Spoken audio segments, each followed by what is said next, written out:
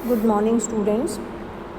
पिछले वीडियोस में हमने कीन्स के आय एवं रोजगार सिद्धांत पर चर्चा करी थी। इसके साथ ही कीन्स के सिद्धांत में क्या कमियां थी उनका भी हमने विश्लेषण किया।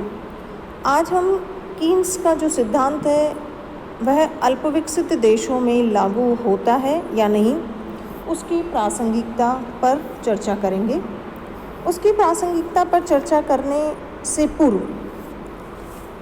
हम देखते हैं कि जो कीन्स का अर्थशास्त्र जिन मान्यताओं पर आधारित है वे अल्पविकसित या विकासशील देशों में प्रवर्तमान स्थितियों में लागू नहीं होती। अल्पविकसित देशों के संबंध में कीन्सवादी अर्थशास्त्र की व्यवहारिकता का अध्ययन करने से पूर्व उसकी मान्यताओं का विश्लेषण कर लेते हैं।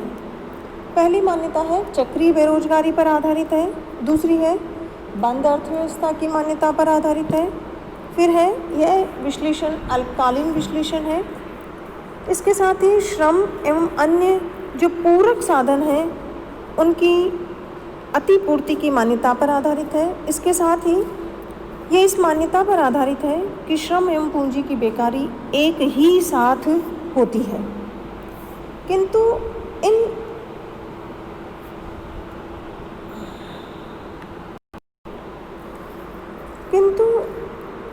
उपरोक्त मान्यताओं के आधार पर यदि हम ये अध्ययन करेंगे कि कीन्स का सिद्धांत अल्पविकसित देशों में कहाँ तक लागू होता है। सबसे पहले देखते हैं बेरोजगारी की प्रवृत्ति। प्रोफेसर कीन्स ने चक्रीय बेरोजगारी का कारण प्रभावपूर्ण मांग में कमी को माना है, किंतु विकासशील देशों में जो बेरोजगारी है वो चक्रीय नहीं होकर दीर्घकालीन एवं संक्रामक है।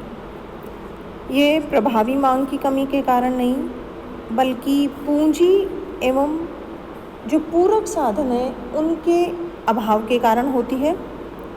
अतः विकासशील देशों में अतिरिक्त उत्पादन क्षमता के अभाव में जो ही उपभोग और निवेश व्यय में वृद्धि करके रोजगार बढ़ाने का जो प्रयास किया जाता है उससे मुद्रास्फीति या महंगाई उत्पन्न हो जाती है, मुद्रास्फीति का जन्म हो जाता है।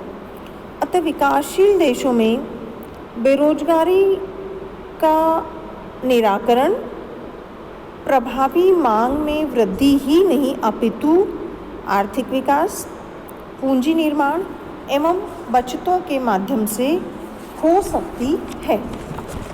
दूसरा है उपभोग प्रवृत्ति। कीन्स का कहना है कि कीन्स ने अपने सिद्धांत में आय एवं उपभोग के बीच और इसके साथ आय एवं बचत के बीच जो संबंध दर्शाया वो अल्प विकसित देशों के संबंध में खरा नहीं उतरता। उन्होंने ये बताया कि आय में वृद्धि से उपभोग में वृद्धि होती है, किंतु आय वृद्धि की तुलना में उपभोग में कम वृद्धि होती है। और इसके साथ ही उपभोग फलन के आधार पर यदि आय में वृद्धि के साथ साथ बचत में भी वृद्धि होती है, किंतु बचत में वृद्धि आय वृद्धि की तुलना में अधिक होती है। किंतु अल्पविकसित देशों में ये संबंध खरा नहीं उतरता। क्योंकि इन अल्पविकसित या विकासशील देशों में लोगों की एमपीसी बहुत ज़्यादा होती है।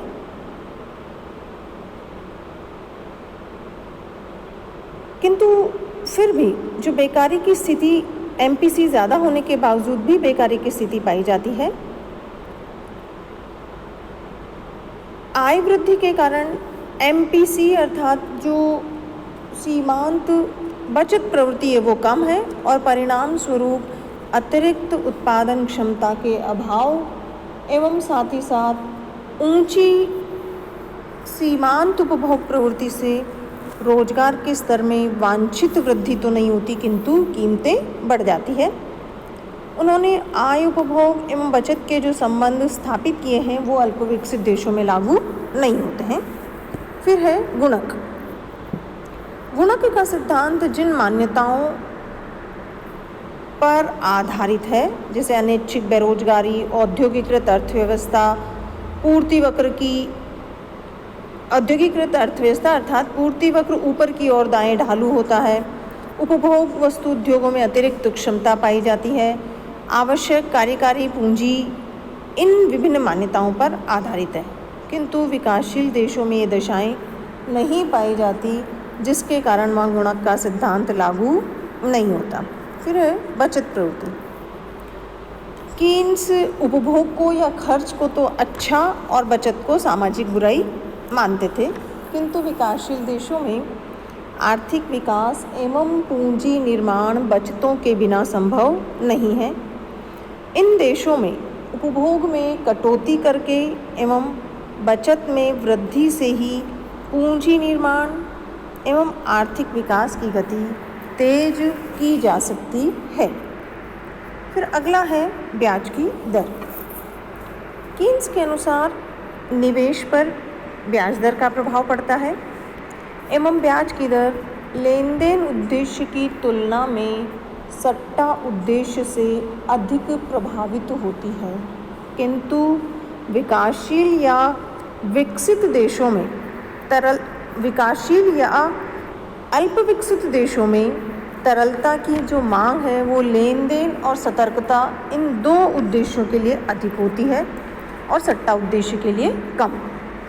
इसलिए तरलता अधिमान ब्याज दर को अधिक प्रभावित नहीं कर पाता है। इसके साथ ही ब्याज की दर मुद्रा की पूर्ति से उतनी प्रभावित नहीं होती जितनी परंपराएं, रीति रिवाज एवं संस्थागत साधनों से प्रभावित होती है।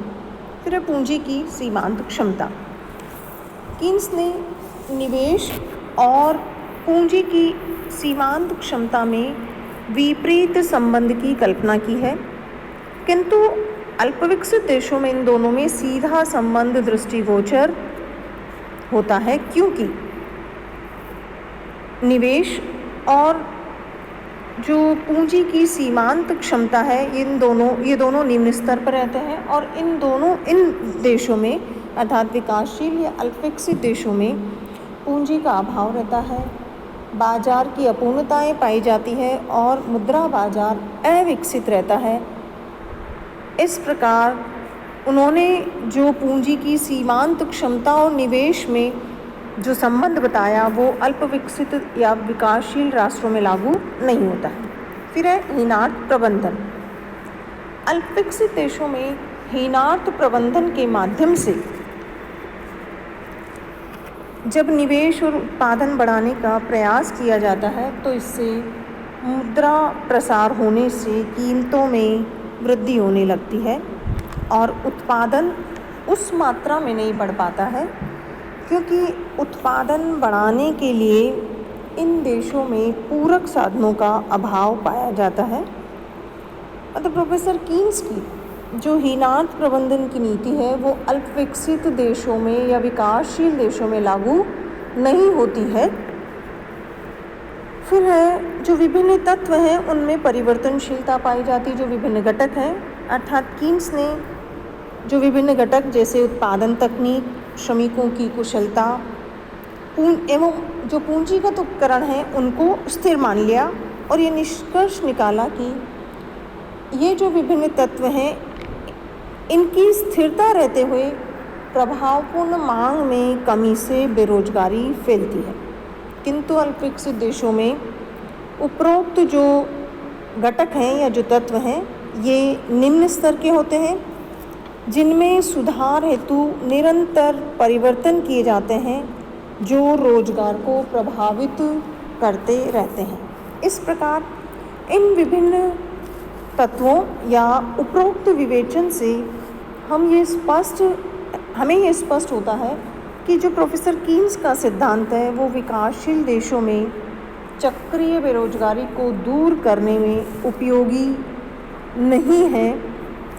प्रोफेसर शुम्पीटर का मानना ने तो लिखा है कि व्यवहारिक कीन्सवाद एक ऐसा पौधा है जिसे विदेशी भूमि में नहीं रोपा जा सकता। ये पौधा वहाँ मर जाता है और मरने से पूर्व जहरीला हो जाता है। यदि इसे आंग्ल भूमि में छोड़ दिया जाए तो इसकी अच्छी बढ़त होती है और इससे फल और छाया दोनों प्राप्त होते हैं। प्रोफेसर दासगुप्ता ने भी लिखा है कि केन्स ने अपनी पुस्तक जनरल थ्योरी में जिस जनरल शब्द का प्रयोग किया है, भले ही उसका कोई भी अर्थ हो, इतना निश्चित है कि उनके सिद्धांतों का प्रयोग विकासशील देशों में बहुत सीमित है।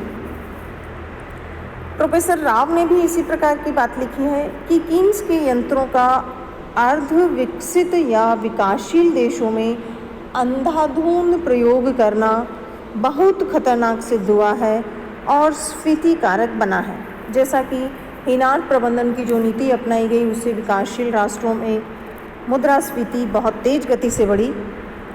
विकासशील देशों में तो अधिक परिश्रम और अधिक बचत का जो पुराना नुस्खा है, उनके आर्थिक विकास एवं रोजगार वृद्धि की सही औषधि है। इस प्रकार कीन्स द्वारा सुझाए गए उपकरणों की प्रयोज्यता या प्रासंगिकता भारत जैसे विकासशील देशों में सीमित है। विकासशील देशों में स्थायित्व के साथ विकास द्वारा रोजगार अभिवृद्धि के लिए समूची अर्थव्यवस्था का व्यापक विश्लेषण करके नियोजित एवं नियंत्रित सार्वजनिक निवेश किया जाना चाहिए।